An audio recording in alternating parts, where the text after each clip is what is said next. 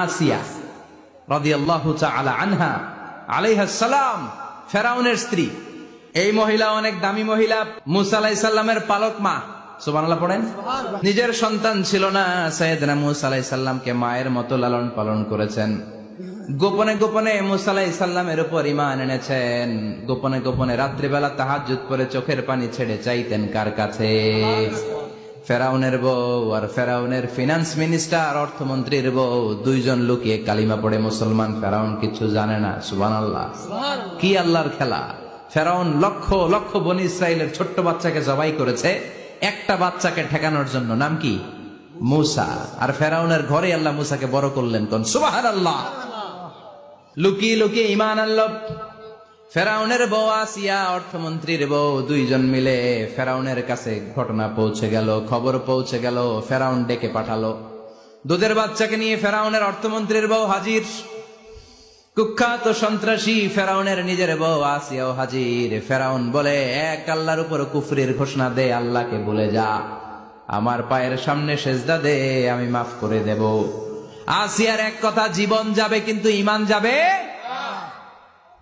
ফেরাউনের অর্থমন্ত্রীর স্ত্রীরও এক কথা, যে আল্লাহর কাছে আমরা মাথা নত করেছি, পৃথিবীর কোন শক্তির কাছে ওই মাথার নত হতে পারে না। ফেরাউন বলল, তাই নাকি? দেখি তোদের ঈমানের পাওয়ার কত বড়।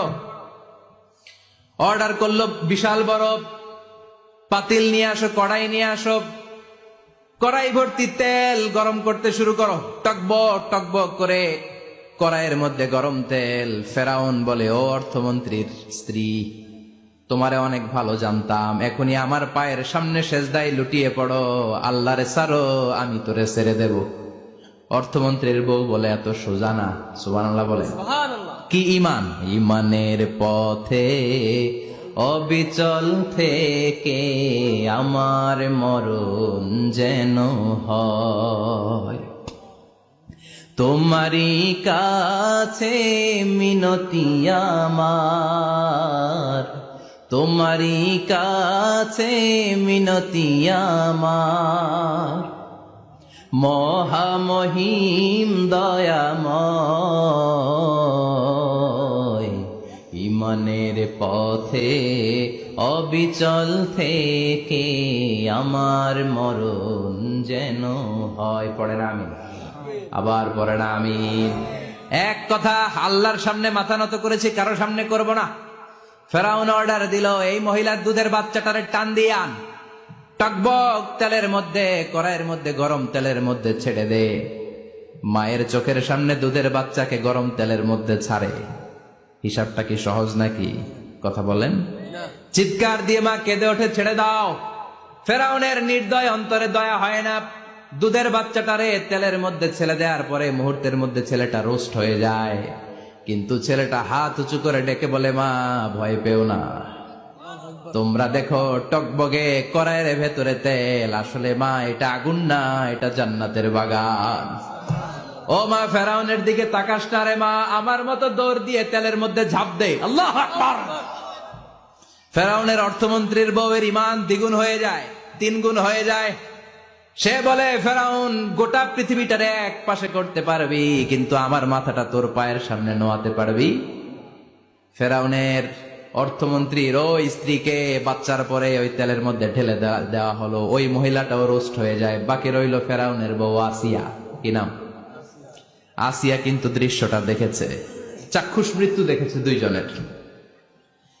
ফেরাউন বলে, আসিয়া, কত অন্তরঙ্গ সম্পর্ক আমাদের, আজীবন কত ভালোবাসা ছিল, কত খুনসুটি ছিল, কিন্তু আমার পায়ের মধ্যে সেজদা দিয়ে প্রমাণ কর তুই আমারে ভালোবাসিস। আসিয়ারও একই কথা, জীবন দিব কিন্তু ঈমান দিব না। ফেরাউন বলল, তোকেও আমি ছাড়বো না, তোকে আমি উলঙ্গ করব।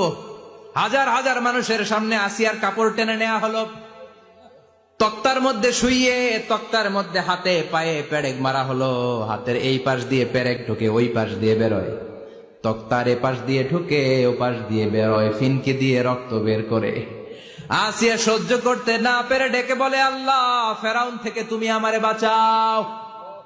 এই দোয়াটা সূরাতুত তাহরিমে আল্লাহ সরাসরি কোট করেছেন, রব্বিবনিলি ইনদাকা বাইতান ফিল জান্নাহ, ও আল্লাহ মালিক, তোমার পাশে জান্নাতে একটা ঘর বানায়া দিও। এরকম একটা সঙ্গীত আছে না নাই? এই সঙ্গীতটা সরাসরি সূরাতুত তাহরিম আসিয়ার দোয়া থেকে কোট করা হয়েছে, পড়েন সুবহানাল্লাহ। মালিক তুমি জান্নাতে, তোমার পাশে আমায় একটি ঘর বানিয়ে দিও, একটি ঘর বানিয়ে দিও, সে বিভীষিকাময় মহাদিনে তোমার প্রতিবেশী করে নিও।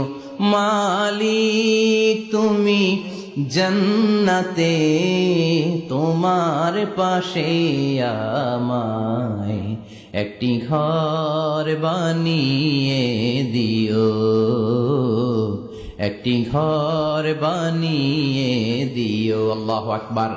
সেই ৫,০০০ বছর আগের দোয়া আজও আমরা তাফসীর মাহফিলে গান বানিয়ে বলি। ৫,০০০ বছর আগের কথা আজও আমরা কোরআনের আয়াত হিসেবে পড়ি। আল্লাহু আকবার। কি মাকবুল হয়েছেন মহিলাটা আল্লাহর দরবারে।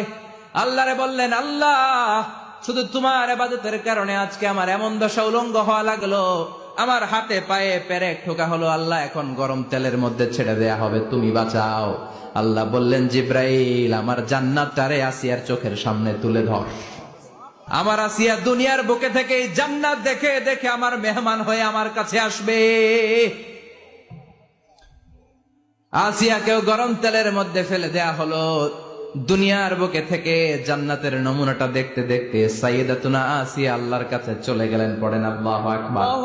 এজন্য ঈমানের পথে অবিচল থেকে আমার মরণ যেন হয়। পড়েন আমিন। তাহলে আসিয়ার জীবনী থেকে আমার মায়েদের জন্য শিক্ষা হলো, ঈমান ছাড়া যাবে না, বেঈমান হয়ে মরা যাবে না, মাজারে গিয়ে মুশরিকাদের কাতারে নাম তোলা যাবে। ওই মায়েরা ঈমান কেমন করে রক্ষা করবেন? ঈমান কত বড় দামি জিনিস, ঈমান একজন নারীর মর্যাদা আল্লাহর কাছে কত বাড়িয়ে তোলে। আসিয়ার জীবনে এই শিক্ষাটা আছে না নাই? কথা কম বোঝা যায়, বোঝা যায়। তাহলে প্রথমে জানলাম কার কথা? হাজারের কথা। হাজারার জীবনী থেকে শিক্ষা ছিল তাওয়াক্কুল করতে হবে একজনের উপর, তিনি কে? আল্লাহ। আসিয়ার জীবনী থেকে আমরা কি শিখলাম? ঈমান রক্ষা করতে হবে। জীবন যাবে, ঈমান যাবে, জীবন যাবে, ঈমান যাবে। আসিয়ার জীবনী থেকে শিক্ষা হলো ঈমানের পথে অবিচল থাকতে হবে, ঠিক কিনা? ঈমানের পথে অবিচল থেকে আমার মরণ যেন হয়, তোমারই কাছে মিনতি আমার, তোমারই কাছে মিনতি আমার, মহামহিম দয়াময়,